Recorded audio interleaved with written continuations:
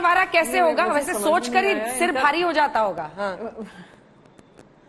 नहीं, कोई सर भारी नहीं होता है जितना सर भारी आज सुधांशु जी का लग रहा है। वो कह रहे हैं कि शिवसेना वेस्ट बंगाल में टिकट मांगेगी 2024 में, हम महाराष्ट्र छोड़कर क्यों जाएंगे? फिर वेस्ट बंगाल से टीएमसी के नेता मांगेंगे महाराष्ट्र में। तो आपको या तो लगता है कि ये कोई बच्चे का खेल है, या किसी में समझदारी नहीं है राजनीति की। सिर्फ भारतीय जनता पार्टी में राजनीति की समझदारी नहीं है, सिर्फ सत्ताधारी रहने की समझदारी है, और वो आप इलेक्टेड डेमोक्रेसी के माध्यम से कर रहे हैं और एक इन्फोर्स डेमोक्रेसी मॉडल से कर रहे हैं, जहां आप अपनी सारी सेंट्रल एजेंसीज का इस्तेमाल करके काम हो रहा है।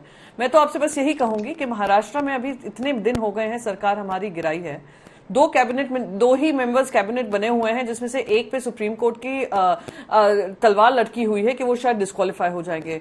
कितना कॉन्स्टिट्यूशनल मोरालिटी है और प्रजातंत्र की जो हवाला दे रहे हैं वो देश की जनता देख रही है। और आने वाला समय, आप हमारी टेंशन मत लीजिए, आप अपनी जिम्मेदारी जो निर्वाहन करनी चाहिए उस पर ध्यान दीजिए। ठीक है। नासिर साहब जवाब दे दो।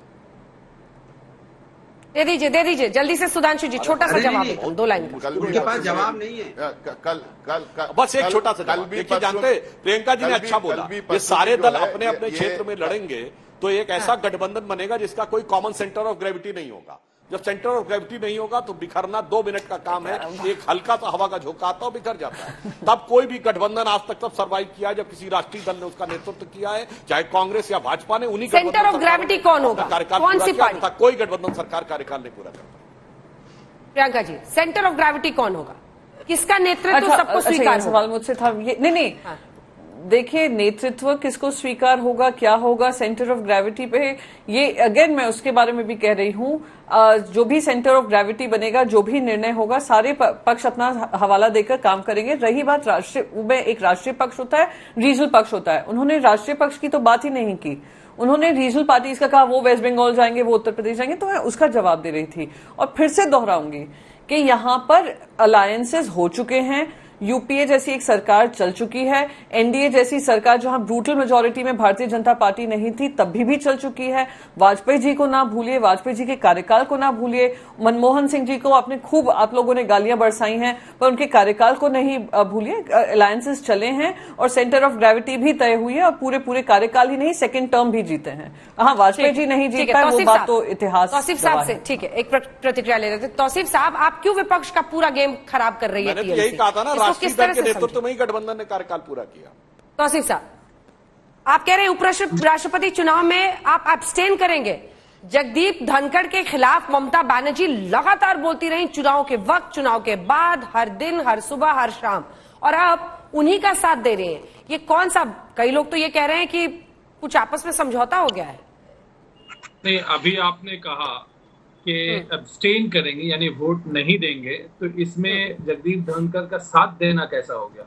ये तो फायदा नहीं होगा उनको। क्लियरली लिखा गया नहीं, उनके पास ऑलरेडी नंबर्स हैं, एनडीए के पास में जितवाने के लिए नंबर्स हैं। और प्रेस कॉन्फ्रेंस में क्लियरली भी कहा गया कि हम तो अपना ऑब्जेक्शन, हम अपना प्रोटेस्ट रजिस्टर कर रहे हैं। जिस तरीके से लास्ट मिनट में मीटिंग कॉल की गई और कुछ सुझाव तृणमूल के तरफ से भी दिए गए थे, उस पर डिस्कशन, चर्चा नहीं हुआ, बिना कंसल्ट किए एक तरीके से ऐलान कर दिया गया। लेकिन उसमें साथ में ये भी कहा गया, दी कहती है ना, बार कहती हैं कि सबको एक साथ आना ही होगा, मोदी को रोकना है तो सबको एक साथ आना होगा। वो दिल्ली आती हैं, लामबंदी करती हैं, इकट्ठा करने की कोशिश करती हैं। फिर ये प्रोटेस्ट क्या है? और वो एब्सटेन करने का, अगर ऐसा ही था तो फोन उठाती, बात कर लेती। नहीं, सब बिल्कुल सबको साथ में आना होगा और हर कोई अपने अपने स्टेट में लड़ेंगे।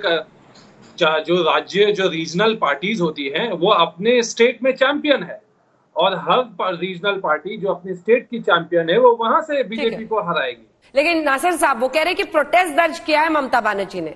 फिर अगर आपसी जब लामबंदी की यशवंत सिन्हा के लिए, यहां पर आई, वो तमाम पार्टी से मिली, तो मार्गरेट आल्वा का डिसीजन यूनानिमसली कैसे ले लिया गया? उनको क्यों नहीं कंसल्ट किया गया?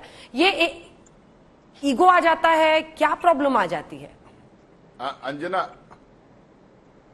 अंजना जी, पहले जो टीएमसी के स्पोक्सपर्सन का जवाब देने के पहले मैं सुधांशु जी का जवाब देना चाहूंगा। उन्होंने 2-3 इश्यूज उठाया कि 267 के तहत हम लोग लगातार सेम इश्यू के ऊपर नोटिस पे नोटिस दिए जा रहे हैं। भाई 267 अर्जेंट इश्यूज के ऊपर डिस्कस करने की बात होती है। क्या इनको ये नहीं लगता है कि जिस तरह से सामान्य पदार्थ जो डेली यूज कर सकते हैं, खाने पीने के पदार्थ पे जिस तरह से इन्होंने टैक्स लगाया है, वो गरीब के पेट पे जो लात मार रहे हैं, जो दूध, दही, चीनी, पनीर, आटा के ऊपर जो इन्होंने टैक्स लगाया है, और जो रुपया लगातार गिरते जा रहा है। जो प्रधानमंत्री एक जमाने में जब मुख्यमंत्री थे तो बोलते थे कि देश का अस्तित्व गिर रहा है, रुपया गिर रहा है, उसके साथ में देश का अस्तित्व गिर रहा है। तो अभी क्या देश का अस्तित्व नहीं गिर रहा है? तो ये इमरजेंट चीजें नहीं, ये अर्जेंट चीजें नहीं जिसके ऊपर डिस्कशन करना चाहिए। अगर इस पे डिस्कशन करने के लिए सरकार क्यों भाग रही है? अरे लगातार देश से मैं कल परसों दो दिन देखा हूं इनका, सुधांशु त्रिवेदी जी का, किसी और चैनल में भी बोल रहे थे, आज भी ये बोल रहे हैं, ये देश को मिसलीड करने का काम कर रहे हैं, झूठ बोल रहे हैं। जब फार्म लॉस किसान कानून लाए गए थे, किसान कानून में बिना वोटिंग किए, क्योंकि जितने ये दल इनको जो आज साथ दिए हैं राष्ट्रपति के चुनाव में, ये तमाम दल उस दिन वो किसान कानून के खिलाफ खड़े हुए थे, इसीलिए बिना वोटिंग करवाई इन्होंने पास कर दिए। उसके बाद जो लगातार हम चर्चा की मांग कर रहे हैं, पब्लिक डोमेन में प्रधानमंत्री बोले कि उसको वापस नहीं लिया जाएगा, कोई चर्चा नहीं होगी। एग्रीकल्चर मिनिस्टर ने उसमें बोला कि कोई बातचीत नहीं होगी, वापस नहीं लिया जाएगा, कोई डिस्कशन नहीं होगा। भाजपा के अध्यक्ष बोले कि कोई बहस नहीं होगी इसके ऊपर, इसको वापस नहीं लिया जाएगा। लेकिन इनको मुंह खानी पड़ी 14 महीने बाद, क्योंकि किसान देश भर में आंदोलित थे, दिल्ली के बाहर आंदोलित थे, इसी कानून को इनको वापस लेना पड़ा। अब कितना झूठ बोलेंगे? यहां तो कि मैं तो झूठ बोल ही सकता हूं, क्योंकि यहां पे पार्लियामेंट्री अनपार्लियामेंट्री नहीं होता है। आप वहां पे रोक सकते हैं, यहां पे तो रोक नहीं सकते आप। तो ये बिल्कुल देश के सामने झूठी बात रख रहे हैं। उस टाइम पे भी इन्होंने चर्चा नहीं करवाई, और जब दूसरी बात, जब रिपील करने के टाइम पे भी हम लोगों ने चर्चा की मांग की, जब भी चर्चा इन्होंने नहीं करवाई। अब लगातार मंडे से लेके अब तक 5 दिन लगातार हम लोग 267 नोटिस दिए। हम लोगों ने बोला कि रुपया गिर रहा है, हम लोगों ने बोला कि जीएसटी, ये खाने पीने के सामान पे जीएसटी लगाई गई है, हम लोगों ने बोला कि पेट्रोल, डीजल और गैस के दाम लगातार बढ़ते जा रहे हैं, इसके ऊपर चर्चा होना चाहिए। चर्चा से क्यों भाग रहे हैं आप लोग? हम चर्चा की मांग कर रहे हैं। हम लोग चर्चा की मांग करना पार्लियामेंट्री डेमोक्रेसी में गुनाह है क्या? और दूसरी माननीय बात, सांसद सुधांशु त्रिवेदी जी, जवाब दीजिए। बात है इन लोग को, क्यों महंगाई पर बहस से क्यों भाग रही है सरकार? क्यों नहीं बहस करते हैं सर? इसके बाद अनुराग जी फौरन आऊंगे। अनुराग जी इसके बाद सुधांशु जी, बहस क्यों नहीं होने देते? संसद में बहस तो हो, देश सुने तो। नहीं, हम बता रहे हैं। अरे हम बता तो रहे हैं, अभी झूठ कितना बोल रहे थे। जीएसटी काउंसिल में जो 6 राज्य थे, जिनमें विपक्ष के भी राज्य शामिल थे, जिसमें बंगाल भी था, राजस्थान भी था, केरल था, उन्होंने संस्तुत किया है। नहीं तो चुनौती देख कहता हूं, दिखाइए अपने वित्त मंत्री का प्रोटेस्ट लेटर। झूठ बोल रहे हैं, झूठ तो आपका जग जाहिर हो गया।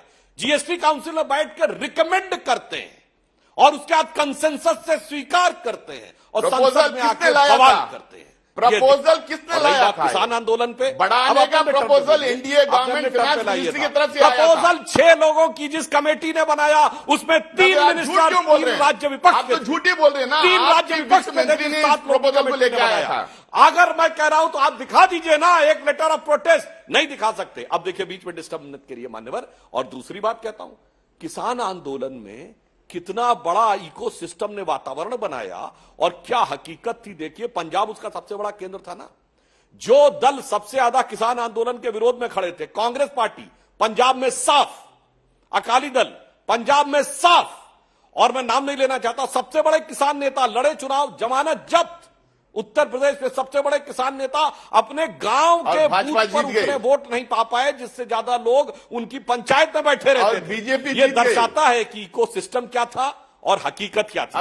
यह इस बात को दर्शाता है। और मैंने जो बात कही, क्या यह सत्य नहीं? जब प्रधानमंत्री जी ने विड्रॉ किया और हम सदन में लाए कि अब विड्रॉ करने के ऊपर डिस्कशन नहीं होगा, सीधे विड्रॉ होगा, तो आप बवाल कर रहे थे कि नहीं डिस्कशन होना चाहिए।